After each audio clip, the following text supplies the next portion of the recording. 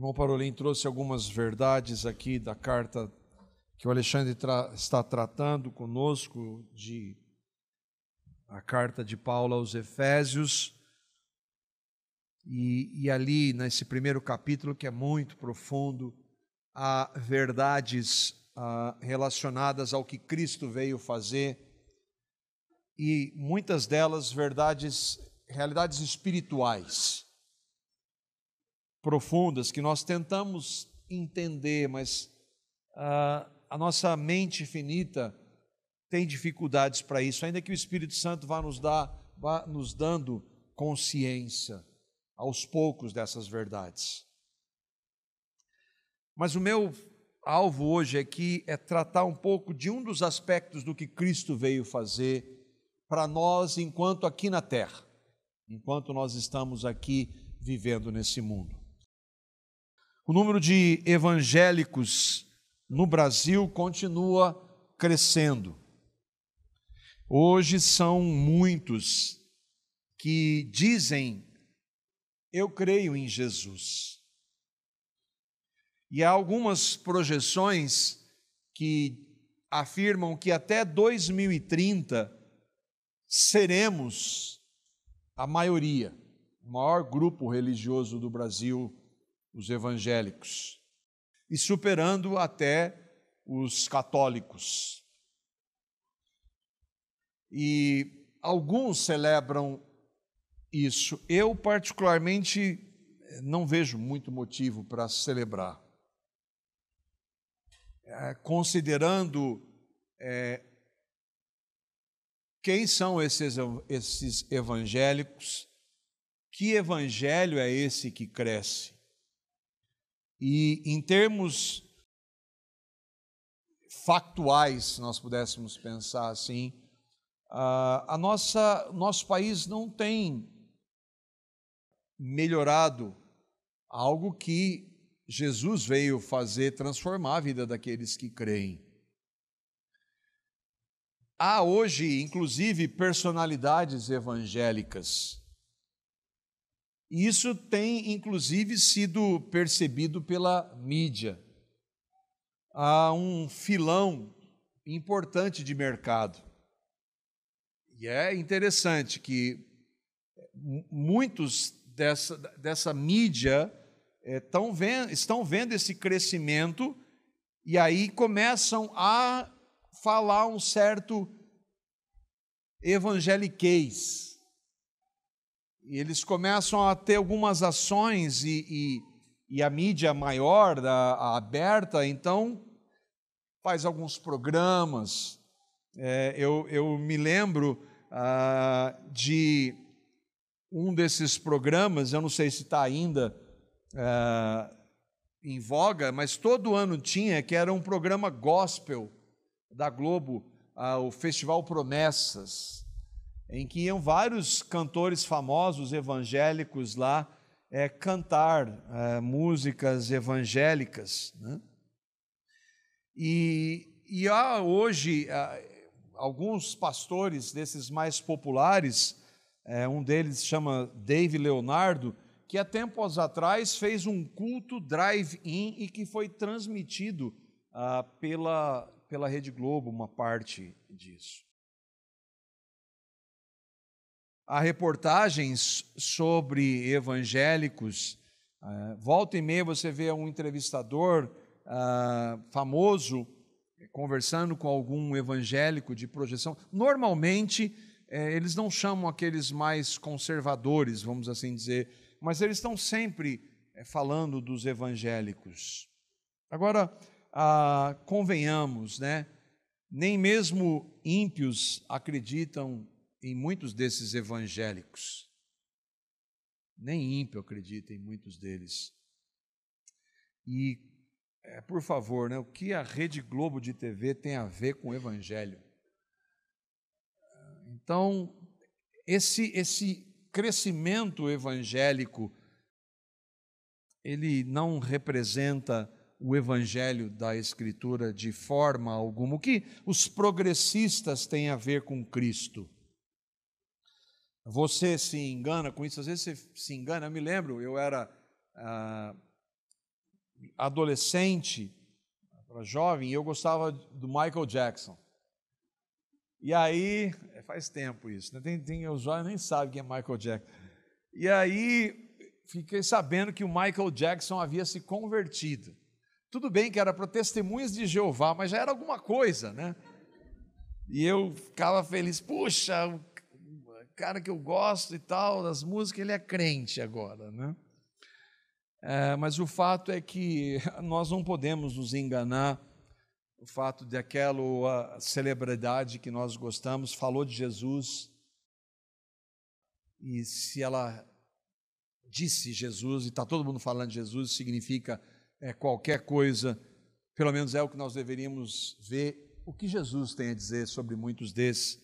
E o primeiro texto é Mateus capítulo 7, versos 19 a 23. Ninguém melhor do que Jesus para considerar o que estão falando dele, ou aqueles que falam dele.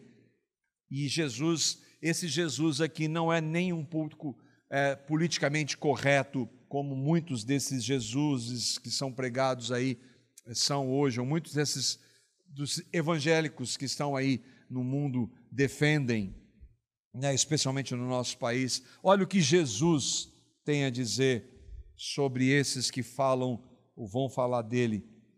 Toda árvore que não produz bom fruto é cortada e lançada no fogo. Mas o que é isso? Você já vai entender essa metáfora. Ele tá querendo tratar da raiz, não é da superficialidade.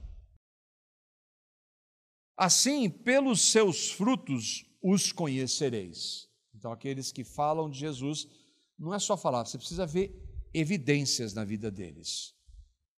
Nem todo que me diz Senhor, Senhor, que chama Jesus de Senhor, entrará no reino dos céus, mas aquele que faz a vontade do meu Pai que está nos céus. Muitos naquele dia hão de dizer-me: Senhor, Senhor, porventura nós não temos profetizado em teu nome não expelimos demônios, em teu nome não fizemos muitos milagres. Eu sempre que eu leio esse texto, eu fico tentando entender como isso vai acontecer. Mas o fato é claro aqui, é que Jesus está dizendo, aquele dia, o dia do juízo, que muitos desses que professam o nome vão estar diante dele, vão chamá-lo de Senhor. Vão dizer, nós fizemos isso, aquilo. Se era verdade ou não, se eles estão tentando ludibriar Jesus ou não, isso não importa. O que é triste é o resultado. Então Jesus vai dizer para esses, explicitamente, abertamente, nunca vos conheci, apartai-vos de mim, os que praticais a iniquidade. Os que vivem na prática do pecado, mesmo dizendo Jesus, Jesus. É claro, se você for ver lá no versículo 15, Jesus está falando dos falsos profetas. E muitos, e nós vemos isso hoje, né? Muito forte, as profecias, inúmeras falsas profecias, falsos ensinos em nome de Jesus, muitos dizendo que expulsam demônios, até competição de expulsar demônio, tem algumas denominações, e muitos dizendo que fizeram isso, aquilo, milagres, mas que não tem nenhuma comprovação, nenhuma evidência. E quando você vai ver, teve há tempos atrás um vídeo, tem um programa de TV, na TV aberta, de um desses pastores, e aí ele sempre pergunta, alguém estava sentindo alguma coisa, para levantar, aquela pessoa levantar, e ela dizer que estava sentindo uma dor aqui e ali, e aí o pastor orou, ele foi curado. E eles pegaram o mesmo homem, e ele aparece umas 20 vezes, em vários dias diferentes, com roupas diferentes, todas as vezes ele está falando que ele foi curado de alguma coisa. Isso não é, pegaram, ou era alguém que estava lá armado, ou ele estava lá sempre levantando, querendo aparecer, aquele momento de fama, de aparecer em rede nacional, dizendo que ele tinha sido curado de qualquer coisa. Então muitos vão fazer isso e muitos desses que seguem os falsos profetas fazem parte deste evangelho, deste evangelho, deste Jesus que não é o Jesus da Bíblia. Agora, o nosso alvo aqui, ainda que tenha mencionado, né, não são pessoas famosas que dizem crer em Jesus, nós não temos nada a ver com elas. O alvo é só eu e você. Até onde o Jesus que eu e você professamos é verdadeiro. E aí, é nesse sentido, então, que eu queria que nós pudéssemos ver, a reflexão nossa é, o que Jesus faz na vida de alguém que crê de verdade nele. Eu tentei pegar essa imagem de alguém que está imundo, e ele está bem na fase inicial, né? Mas ele está sendo limpo. O que Jesus vem fazer na vida de alguém que crê nele? Como é que nós podemos saber se as pessoas que dizem crer em Jesus, o evangélico que é eu e vocês somos evangélicos, até onde esse evangelho é real, né? Já que Jesus disse que não basta chamá-lo de Senhor e viver na prática do pecado. Não é que Jesus não conhece no sentido de não saber, não conhece, não tem relacionamento com aquelas pessoas. Como nós podemos ver se há frutos? Porque foi isso que ele falou. Toda árvore que não produz um bom fruto é cortada e lançada no fogo. Ali Jesus está fazendo uma analogia clara, lançada no fogo é a condenação. Como é que é possível ver se há frutos em mim e em você? Será que Jesus tem feito alguma coisa na minha e na sua vida? Porque Jesus é absolutamente claro em dizer, só falar dele, citar, não significa nada, nada. E o evangelicalismo no nosso país hoje é isso. É preciso que evidências sejam vistas. Mas quais seriam essas evidências? E é então diante disso que eu queria que nós pudéssemos refletir. Mas o que Jesus faz na vida de alguém que crê nele? Primeiro ponto é que quem crê em Jesus sabe o que é o Evangelho. A primeira coisa é, se alguém que creu em Jesus, se essa pessoa realmente creu em Jesus, ela sabe o que é o Evangelho. E um dos textos centrais que mostram esta evidência é o texto de Romanos, capítulo 10. Existem evangélicos que dizem que é possível conhecer Jesus mesmo se não ouvirem dele. Eu não consigo entender como alguém pode defender isso à luz da palavra, mas existem. E você já deve ter ouvido aquela pergunta célebre, mas e quem nunca ouviu falar de Jesus? Às vezes você quer falar de Jesus para alguém e é normalmente assim, comigo já aconteceu algumas vezes, e você vai falar, e aí e quem nunca ouviu falar?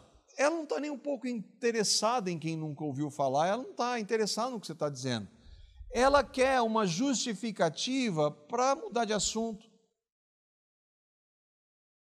Mas e quem nunca ouviu falar? Romanos capítulo 1 e capítulo 2 respondem essa pergunta. Quem nunca ouviu falar vai ser condenado. Mas isso não é justo. Não é justo a partir do que você sabe o que o texto diz? Não, então como é justo a partir do quê? Porque a Bíblia diz que todo ser humano sabe que Deus existe, pela criação, pela consciência. Só isso deveria fazer com que todo ser humano busque a Deus. Mas na realidade, todo ser humano, sabendo que Deus existe pela criação e pela consciência, rejeita a Deus. Então não tem inocentes, nenhum inocente. A resposta é que pessoas que não ouviram serão condenadas. E elas não são inocentes. Não há ninguém inocente. Agora, Romanos capítulo 10, que é o nosso texto que nós vamos ver, ele trata então da necessidade de ouvir o Evangelho e não um monte de bobagens que a gente às vezes ouve no meio evangélico. Romanos capítulo 10, versos 13 a 14. Primeiro ponto é: precisamos saber o que é o Evangelho. E aí olha o que o texto diz, Paulo, inspirado pelo Espírito, diz: todo aquele que invocar o nome do Senhor será salvo. Todo aquele que invocar o nome do Senhor é Cristo, será salvo. Aí ele vai fazer uma pergunta retórica: mas como poderão invocá-lo se não crerem nele? Como alguém vai invocar? E o invocar aqui não é dizer Senhor, Senhor, eu creio em Jesus. Jesus para cá, Jesus para lá. Não. Invocar é clamar a Cristo. Como alguém vai invocar se não crer nele? A resposta é: ninguém vai invocar genuinamente a Cristo se não crer. Mas ele vai além, ele diz: e como crerão nele se jamais tiverem ouvido a seu respeito? Aqui é na NVT. Como alguém vai clamar o nome de Jesus, a Cristo, se nunca ouvir? Qual que é a resposta? Ela não vai clamar, porque ela nunca ouviu. E como ouvirão a seu respeito, a respeito de Cristo, do Senhor, se ninguém lhes falar?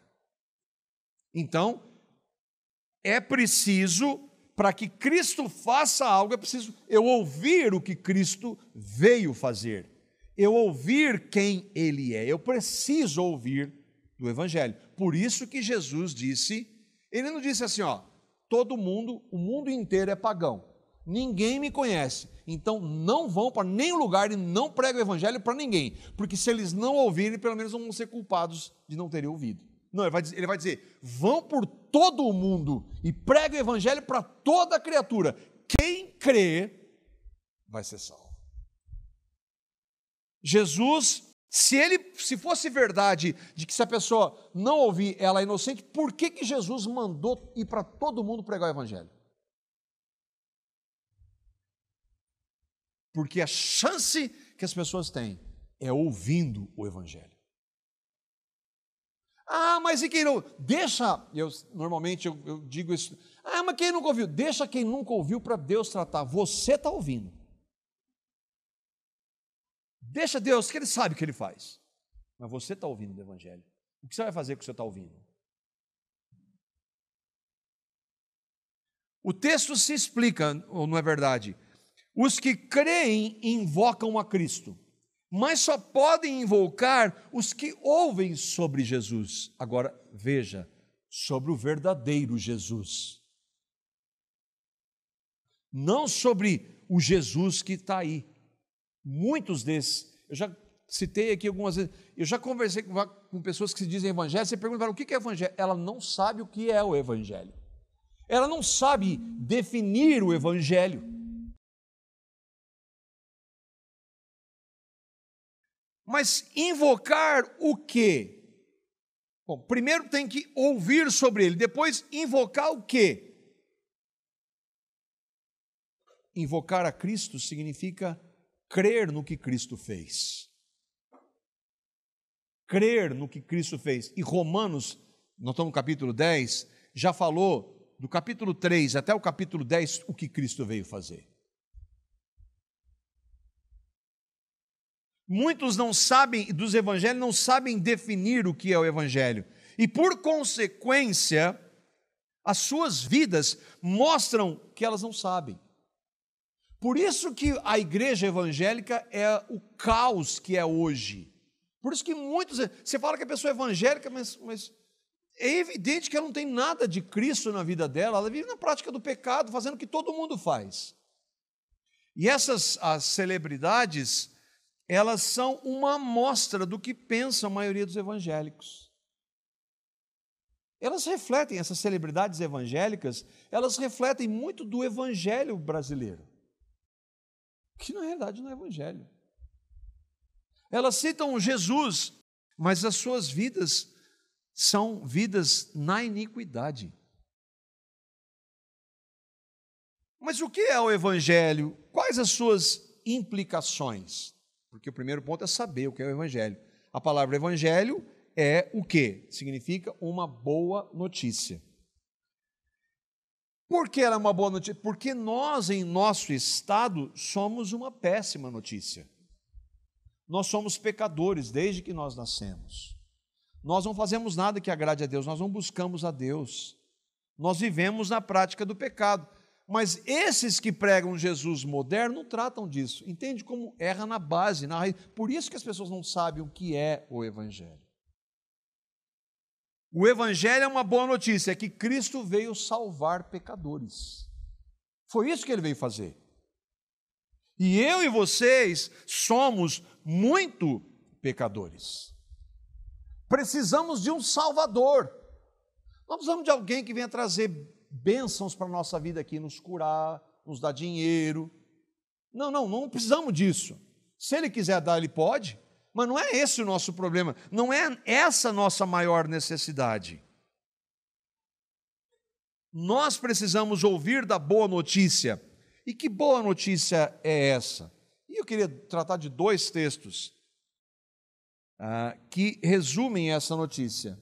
O primeiro é o próprio Jesus falando. A gente hoje tem que fazer essa distinção, porque assim, tem alguns que querem distinguir Jesus da Bíblia. Não, Jesus e a Bíblia é uma coisa diferente. Não, a Bíblia foi inspirada pelo Espírito Santo. O Espírito Santo é uma das pessoas da Trindade. Cristo é uma pessoa da Trindade, então não há nada de diferente entre um e outro. Mas, como tem aqui, eles vão mostrar que Jesus, a mensagem de Jesus, quando Jesus veio pregar ou viver o Evangelho, qual foi a primeira mensagem dele? Marcos, capítulo 1, versos 14 a 15. Marcos, capítulo 1, versos 14 a 15. Depois de João Batista, ter sido preso, foi Jesus para Galiléia pregando o Evangelho de Deus. E qual que era a mensagem de Jesus? Primeira coisa que ele vai anunciar, dizendo: o tempo está cumprido, porque ele veio, toda a promessa do Antigo Testamento era a vinda dele, e a primeira coisa que ele diz é: o reino de Deus está próximo, arrependei-vos e crede no Evangelho. Jesus vem já tratar com a raiz do problema. Vocês precisam se arrepender dos seus pecados. Vocês precisam crer no Evangelho e se arrepender dos seus pecados. Essa é a primeira pregação de Jesus. Ele começa com o Evangelho, a boa notícia. A boa notícia é que sou eu. E aí nós vamos ver os 3 anos de ministério, ele vai anunciar o que ele vai fazer na cruz. Eu vim para morrer, porque se eu não morrer na cruz por vocês, vocês serão condenados, porque vocês vão continuar no estado de vocês pecadores. Então vocês precisam crer em mim e se arrepender dos seus pecados. De quais? De todos? Da sua vida de pecado, dos inúmeros pecados cometidos. Ele vem para anunciar a necessidade de abandonar o estilo de vida pecaminoso.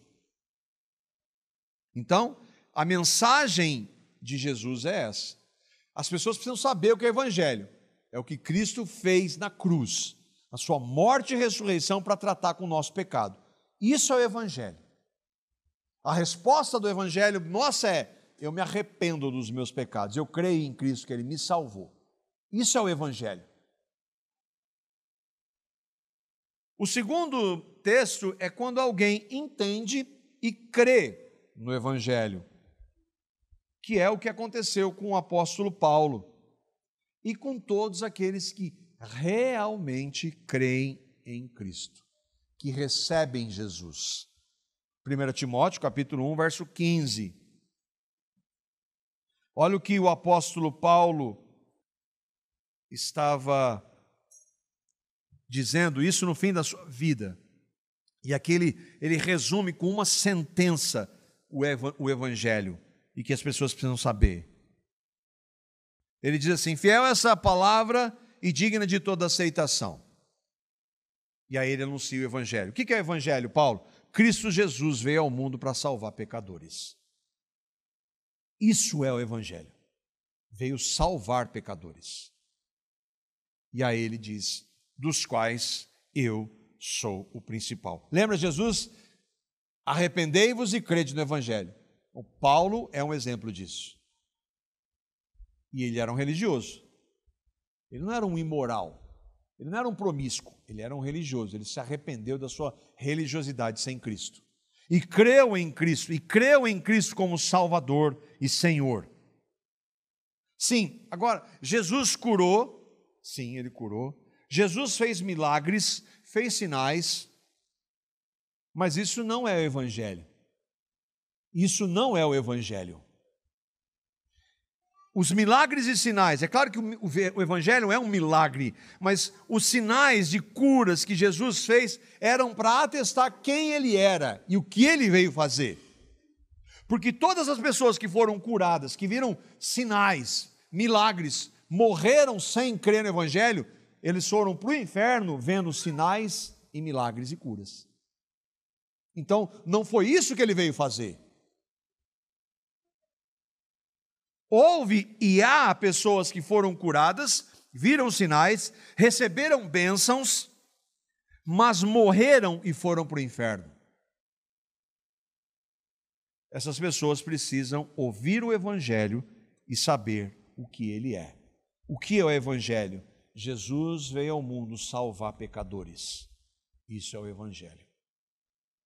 Mas aí você diz, mas é óbvio e que é necessário saber o que é evangélico. E nós estávamos conversando na quarta-feira isso no grupo, e que hoje nós conseguimos ver algumas das coisas que nós não víamos antes, e aí nossa tendência de nos gloriarmos, porque eu estou vendo, não, aí se eu consigo dizer, mas é claro que as pessoas precisam ouvir o Evangelho, isso é graça de Deus. Se eu e vocês hoje conseguimos ver isso, foi pela graça de Deus. Que nós entendamos que foi a graça de Deus que, inclusive, nos levou a ouvir o Evangelho. Você e eu só ouvimos o Evangelho um dia, porque Deus foi gracioso e misericordioso para conosco. Nós, então, só cremos no Evangelho porque Deus foi gracioso e misericordioso para conosco. Então não é para eu bater no peito e para falar desse, não, é pela graça de Deus. Se eu e vocês hoje ouvimos, se entendemos, foi a graça de Deus. Agora lembra que Paulo diz também, como poderão invocá-lo se não crerem nele? O primeiro ponto é ouvir. O segundo ponto é, quem crê em Jesus o conhece. E aí quem crer é crer relacionalmente, não é ouvir falar. Você precisa ouvir falar, mas quantas pessoas não ouvem o Evangelho e não querem? Então você precisa ouvir e receber e crer no que Cristo fez. O Evangelho é Jesus veio ao mundo para salvar pecadores. Agora, se você não colocar assim, eu estou entre esses pecadores que ele veio salvar, eu, Marco, então, para você não faz a menor diferença. Você vai ouvir do Evangelho e vai morrer e ser condenado. Agora, se você ouviu do Evangelho, Jesus veio ao mundo para salvar pecadores, e eu sou um deles, e eu recebo, e eu me arrependo, aí sim. Aí então, você tem Jesus, você tem o Evangelho na sua vida. Agora, ouvir, Jesus morreu pelos pecados do mundo. Tá, mas você crê nisso? Na sua vida, você pode colocar no nome dos pecadores o seu nome. E aqui tem um problema, né, entre aspas, no sentido, e aqui é isso que é difícil, e hoje nós estávamos na reunião do presbitério tratando de algumas situações que estão no nosso meio, que nos trazem sofrimento, porque há pessoas que podem ouvir, elas podem repetir, elas podem até explicar, elas podem até afirmar que creem, mas ser falso. Lembra que eu falei, não tem nada a ver com... O ponto é eu e você que estamos aqui. Será que nós somos esses que diz que eu ouço, porque vocês ouvem, nós ouvimos. Eu digo que eu creio. Mas será que isso é real? É real na sua vida. Não pensa na sua esposa ou marido, filhos, não, na sua família. Para você isso é real. Você realmente conhece a Jesus.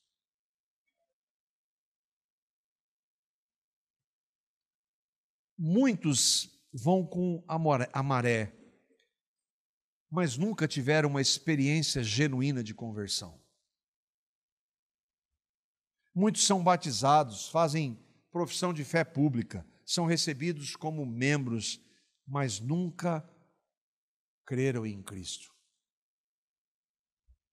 E esses vão ouvir: eu não conheço vocês.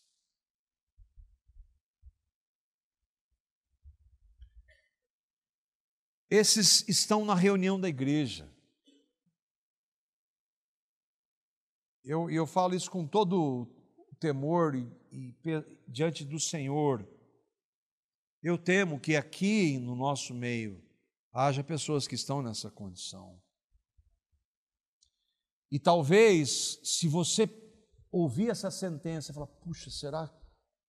Eu não posso estar nisso. Graças a Deus que já há um despertar para você ir diante de Deus e tratar com Ele. Não vá com um povo, não vai como todo mundo vai levando e você vai indo e repetindo as coisas, sendo que você não tem uma convicção absoluta de que Cristo, de que Jesus é Salvador e Senhor da sua vida.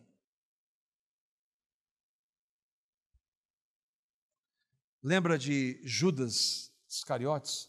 Ele andou com aqueles 11 por 3 anos. Eles não sabiam que ele não era sequer convertido.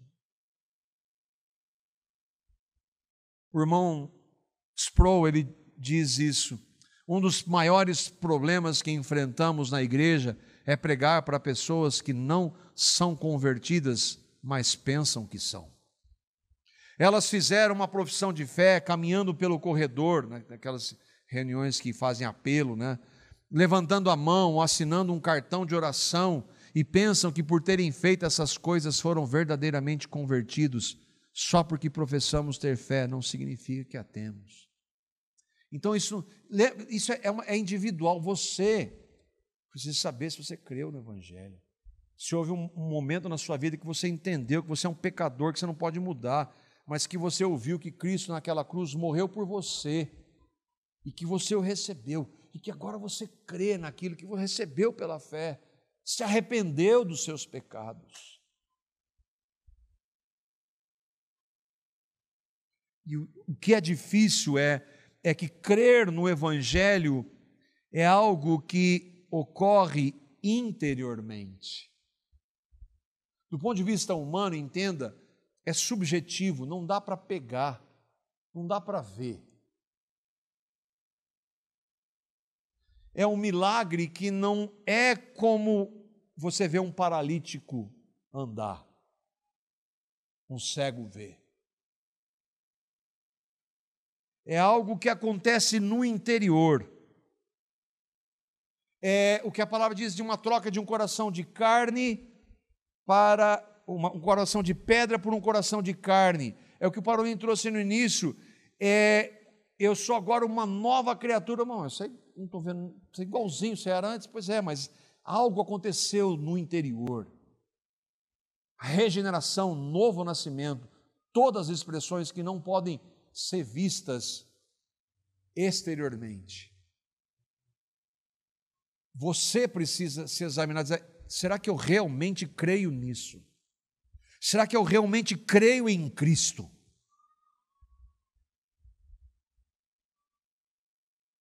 Olha o que Romanos capítulo 8, verso 18, como esse texto fala dessa realidade que é interior. Você pode dizer isso que Paulo escreve aí, Romanos capítulo 8, verso 18. Você pode saber, pode ter certeza e afirmar com convicção isso que ele está dizendo aqui? O Espírito, o próprio Espírito, o Espírito Santo, testifica com o nosso espírito que somos filhos de Deus. Você pode dizer: eu tenho certeza, porque o Espírito Santo testifica com o meu espírito, que eu sou filho de Deus, por causa do que Cristo fez por mim. Você pode dizer isso. Você tem certeza. Não tente afirmar. Outra coisa que a gente vê no evangelicalismo, fé na fé, não tem nada, confissão positiva. Confissão positiva não tem nada a ver com fé bíblica. A fé bíblica é um dom.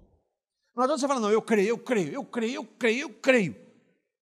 Isso não vai produzir nada, isso não é fé. Isso é confissão positiva. Agora, se você tem dúvida, Senhor, eu não sei. Deus, eu não sei. Eu estou ouvindo tanto tempo, mas eu não sei. Vá diante dele, Senhor, se isso é verdade, eu quero isso para mim. Eu quero crer em Cristo, eu quero crer em Jesus. Revela isso para mim. O irmão Matthew Henry, comentando sobre o texto, ele diz: é prerrogativa de Deus, quando ele adota, dar o espírito de adoção, porque é isso que Paulo fala antes, que nós recebemos, nós somos agora filhos, adotados como filhos de Deus. A natureza dos filhos. O espírito de adoção opera nos filhos de Deus um amor filial a Deus como Pai, um deleite nele, uma dependência dele como Pai. Você tem essa relação com ele? Ou é assim, você faz as coisas tudo meio na repetição, tudo como forma de religiosidade. Você tem um relacionamento pessoal com Deus. Aqueles que são santificados têm o Espírito de Deus, testemunhando com seus espíritos, o que não deve ser entendido como qualquer revelação extraordinária imediata. Eu tive uma emoção, a pessoa, eu já fiz isso. Eu pregava o evangelho, colocava o filme A Paixão de Cristo no final. Quem quer aceitar Jesus? A pessoa ia lá, ela estava vendo aquele Jesus do filme sofrer e se compadecendo, mas não entendeu nada do que era o evangelho. Ela chorava, se emocionava, e não há nada de errado em se emocionar e chorar, mas não é essa a base.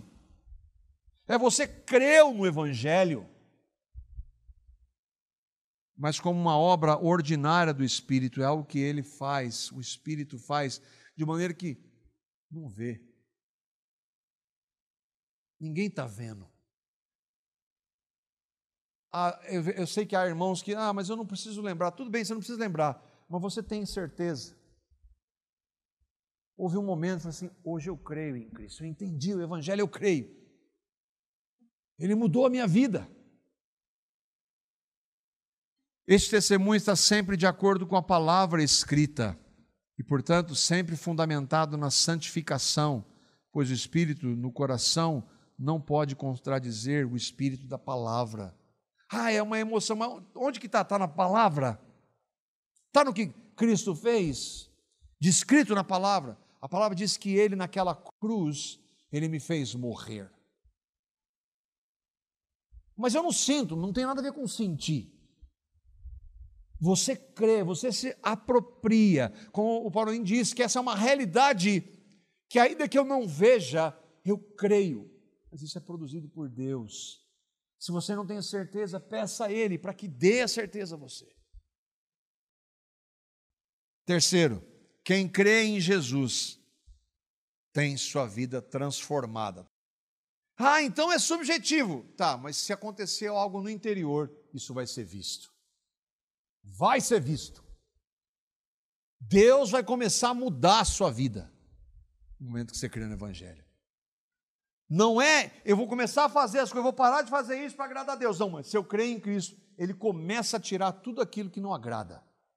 Ele começa a mudar tudo. Ele transforma a nossa vida. Na quarta-feira de manhã nós voltamos a estudar Romanos e nós lembramos de Romanos capítulo 8, versículo 11. Romanos 8, verso 11. Paulo está dizendo aí, aquele que crê em Jesus, que diz que crê em Jesus, tem o Espírito Santo. E olha o que ele diz, o que acontece com alguém que de verdade creu em Jesus.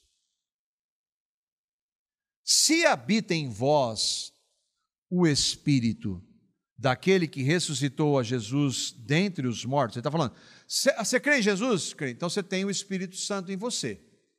Agora, se o Espírito Santo habita mesmo em você, Se o Espírito daquele que ressuscitou Jesus dentre os mortos habita em você, esse mesmo Espírito que ressuscitou a Cristo Jesus dentre os mortos vai vivificar o seu corpo mortal, por meio do seu Espírito que em vós habita. Sim, tem uma realidade da glorificação. Um dia, aqueles que creram em Cristo receberão novos corpos, corpos glorificados. Mas há uma implicação direta. Se Cristo habita em você pelo Espírito Santo, Ele vai trazer vida para você. Ele vai mudar a sua vida. Não dá para eu creio em Jesus, mas eu continuo fazendo as mesmas coisas. Se eu olho na palavra que isso é algo que desagrada a Deus, não, mas eu creio em Jesus. Ah, mas isso aqui é não, mas aí também não. Não tem como, entende? Não é porque alguém está dizendo, é porque se você tem o Espírito Santo de Deus, o Espírito Santo de Deus testifica com o meu espírito que eu sou filho de Deus. E isso implica, eu não posso mais fazer isso, eu não quero mais fazer isso, eu não tenho mais prazer em fazer isso, agora eu tenho prazer em fazer essas coisas. Lemos que se o Espírito Santo testifica, e o testificar é maravilhoso, testificar é garantir, comprovar a veracidade, assegurar. O Espírito de Deus me assegura que eu sou filho. Eu tenho uma certeza absoluta. Como é que você prova? Não tem como provar. É subjetivo nesse aspecto. Só que nós vamos ver as pessoas que estão à nossa volta, vão falar, aconteceu alguma coisa com esse homem. Aconteceu alguma coisa com essa mulher. Se o Espírito que ressuscitou a Cristo dos mortos habita em nós, Ele vai trazer vida para nosso andar. E aqui entram, lembra, os frutos que Jesus disse. Uma árvore que não dá frutos não é alguém que realmente creu em Cristo. Essa pessoa não tem Espírito, ela fala de Jesus. Ela diz, Jesus, Jesus, Senhor, Senhor. Agora, aqui é muito claro para nós, não se trata de perfeição. Porque ao mesmo tempo que eu vejo, pela graça de Deus, Cristo trabalhar na minha vida, no mesmo tempo eu vejo muita coisa ainda que Ele precisa trabalhar. E que aí, porque eu creio em Cristo, eu me arrependo dos meus pecados.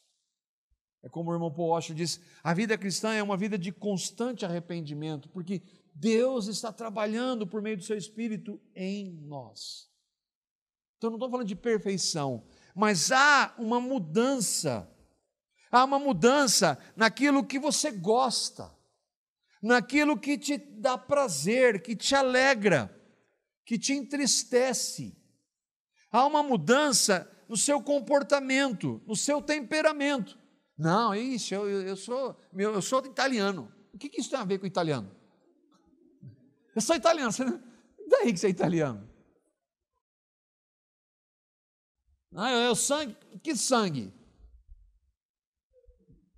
Eu não tenho sangue de barata, e o de Cristo? Deus vem transformar a nossa vida, o nosso caráter, o nosso comportamento, tudo. Outra, Ele vai nos dar a cada dia mais uma compreensão melhor da palavra. Vai nos dar sede pela palavra. Agora, se não há mudança nenhuma, Jesus não conhece você. Você pode até falar do nome dele. Bom, Ele transforma a sua vida. Mas quem crê em Jesus, por ter a vida interior transformada, tem uma evidência exterior. E aí você congrega conosco aqui há bastante tempo, né? E você veio para cá por causa da palavra. Quando a gente ouve isso muito nos alegra. Graças a Deus. Eu vim porque aqui a palavra é pregada, o evangelho é pregado. É uma igreja bíblica, oraram há pouco. Graças a Deus. Nós cremos que a compreensão reformada ela nos coloca no nosso lugar, no pó, nós não somos nada. E que se há qualquer coisa em nós é a graça de Deus, do início ao fim. E isso, ela também coloca Deus no seu lugar, onde Ele merece toda a honra e toda a glória, só a Ele. E eu vim para cá por causa disso, e graças a Deus. Mas se as pessoas ouvem você falar de, você crê que está na palavra e não vê mudança nenhuma, isso depõe contra você. Se você diz que está na igreja, que prega a palavra, na igreja bíblica, mas a sua vida não muda nada, isso depõe contra você. E Deus vai considerar isso. Lucas capítulo 12. É Jesus, esse Jesus é duro às vezes. Jesus está dizendo em Lucas capítulo 12, versos 47 a 48. Você, pela graça de Deus, e é só pela graça de Deus, você está numa igreja que prega a palavra, uma igreja bíblica, onde o evangelho é o centro, é só pela graça, porque se dependesse de nós, a gente já tinha desviado faz um tempão. Mas junto disso tem uma grande responsabilidade. Lucas 12, 47 e 48. O servo que conhece a vontade do seu Senhor e não se prepara, nem segue as instruções dele, será duramente castigado. Você está numa igreja bíblica e você ouve a palavra, ouve ensinos práticos à luz da palavra para a sua vida, como você deve viver nas mais diversas áreas para a glória de Deus. Você ouve disso. Mas aquele que não a conhece e faz algo errado será castigado com menos severidade. Mas o ponto é o seguinte: a quem muito foi dado, muito será pedido, e a quem muito foi confiado, ainda mais será exigido.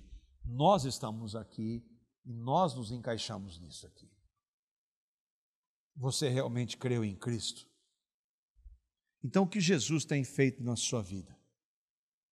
O que Jesus faz na vida daquele que realmente crê nele? Ou você, não, é um ouvinte que não pratica, como o Tiago diz.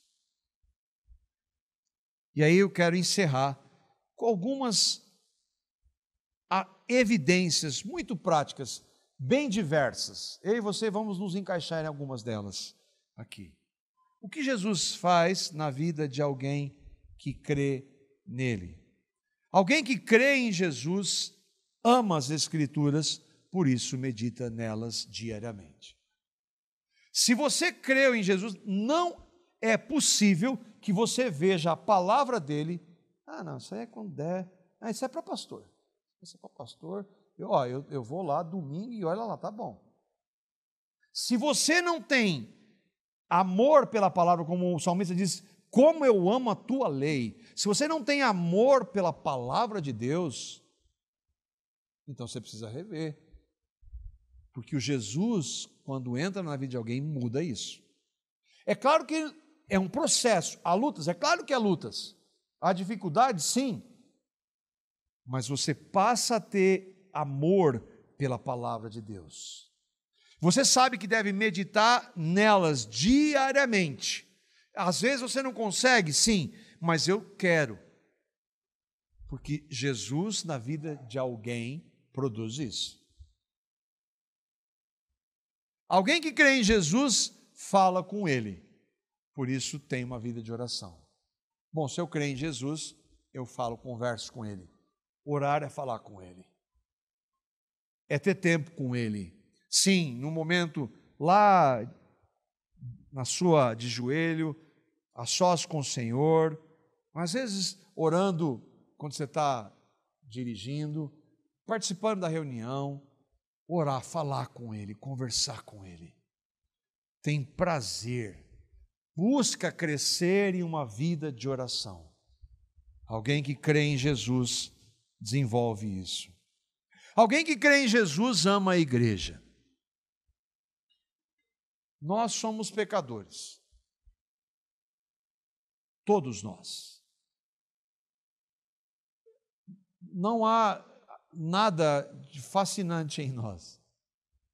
Conviver com nós é difícil.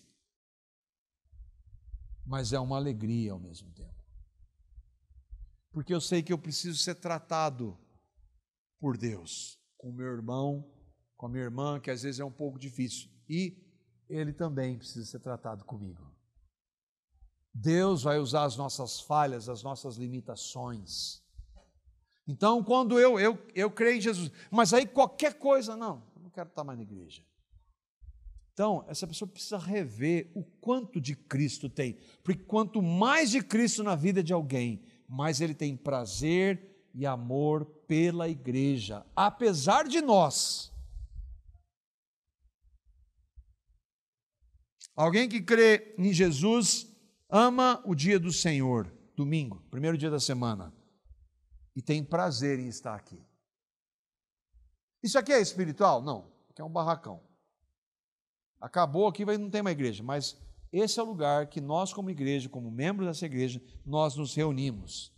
E eu tenho prazer e alegria estar aqui, de louvar a Deus com os meus irmãos, de orar com os meus irmãos, de ouvir e ser edificado pela palavra quando eu estou ouvindo de outros irmãos que trazem a palavra.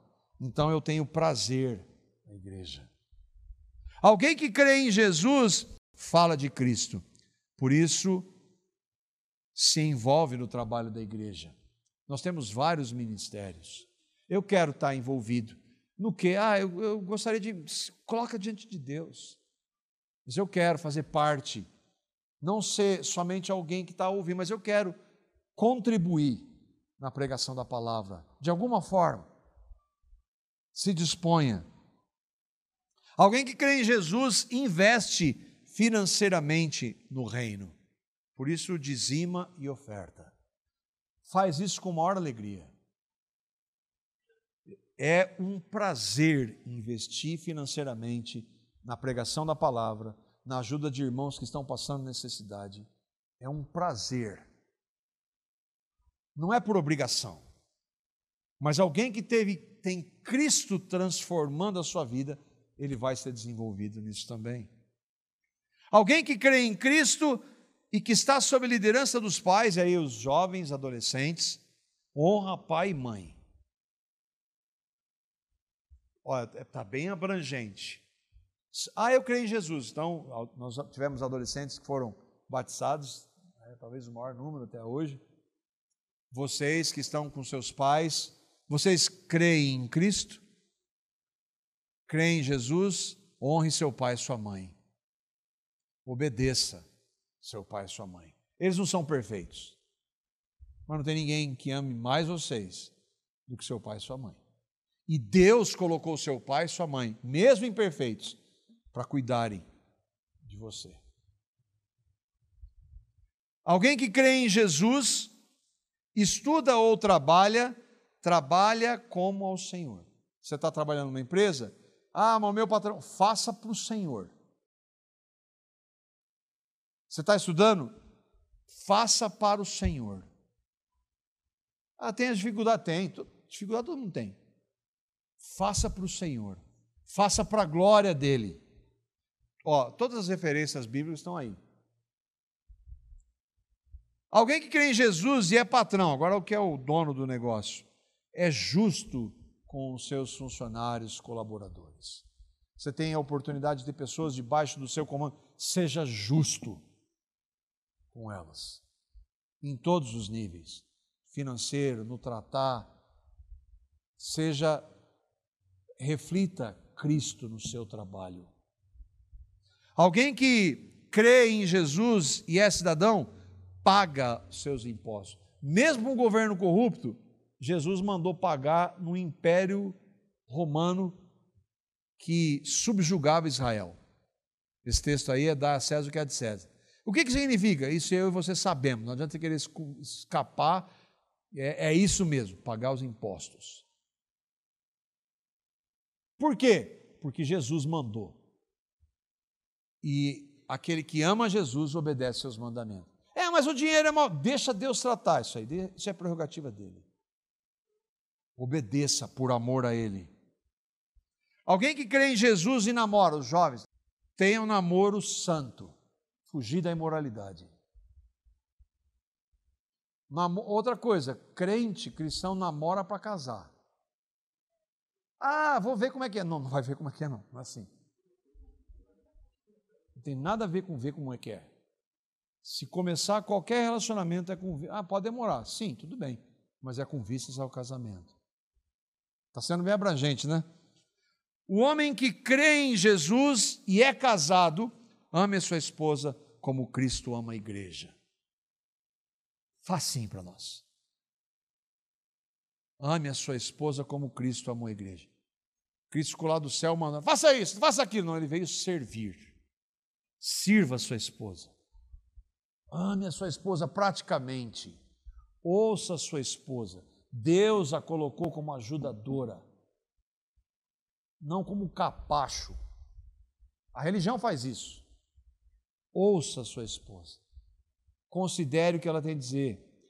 Abra mão, muitas coisas que às vezes você fica batendo, não, isso não, que eu sou o cabeça. Sou o cabeçudo, né? Não. Ceda por amor à sua esposa. Vendo como é? Isso é Jesus na nossa vida, muito prático. Não, a teologia de lá é sensacional. Prega a palavra, mas como é que está na sua casa?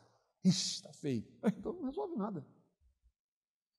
Mas tem para a mulher também. Se submeta ao seu marido. A submissão em amor. Não, nenhum de nós tem que esperar o outro fazer. O marido deve obedecer a despeito da esposa, e a esposa deve obedecer a despeito do marido. Por causa de Cristo. Porque se Cristo está na minha vida, Ele vai fazer alguma coisa nessa área também. Alguém que crê em Jesus e é pai ou mãe, ensina os seus filhos no caminho do Senhor. A maior responsabilidade que nós temos. Temos que dar uma educação, se possível, uma boa condição financeira, saúde, sim. Mas a maior responsabilidade de um pai que tem Jesus em sua vida é ensiná-los na palavra. Não somente no texto, no ensino, mas na vida. O maior, especialmente para os filhos, nós que temos filhos pequenos, os nossos filhos vão ver muito mais a nossa vida do que nós falamos. Você fala para ele orar, ele é bíblico. Se ele nunca vê você falar daqui a pouco, você fala, pai, mas você fala e não faz. Você não trata bem a sua esposa, teu filho pequenininho, além dele sofrer as consequências lá na frente porque ele não está vendo isso, ele vai falar assim, é um hipócrita. Então Jesus transforma isso também. Alguém que crê em Jesus detesta o pecado sexual, seja ele qual for. Por isso abandona as práticas pecaminosas nessa área. E a palavra fala muito sobre isso. Alguém que tem Cristo tem uma mudança nessa área. E por último, alguém que crê em Jesus almeja fazer tudo diante dele. E tudo diante dele é fazer tudo para a glória dele. O que Jesus veio fazer na vida daqueles que creem? Ele veio transformar totalmente a nossa vida. Todas as nossas práticas. É claro que quando eu e vocês olhamos essa relação, e eu estou com ela aqui, eu preciso ser tratado em tudo isso daqui. Senhor, tem misericórdia, me capacita. Alguém que creu em Jesus, ele vai reconhecer, puxa, Senhor, eu tenho pecado, tem misericórdia.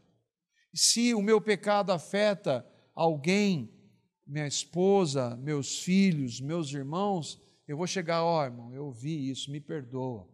Esposa, eu errei aqui. Eu quero viver para a glória de Deus. Porque Jesus, na nossa vida, transforma as nossas práticas. Não é religiosidade, é Jesus.